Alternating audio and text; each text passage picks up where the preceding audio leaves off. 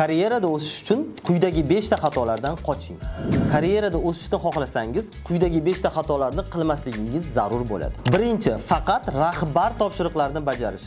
Katta o'sishlarni xohlasangiz, faqat topshiriqlarni emas, tashabbuslarni ham qo'lga oling. Ikkinchi, yangi bilimlarni o'rganmaslik. Dunyo hozirgi kunda juda tez o'zgarmoqda va yangi texnologiyalarni o'rganish hozirgi kundagi talab hisoblanadi. Uchinchi, tarmoq, networking yaratmaslik. Networking yaratmaslik sizni karyerada o'sishingizga ham to'siq bo'lishi mumkin.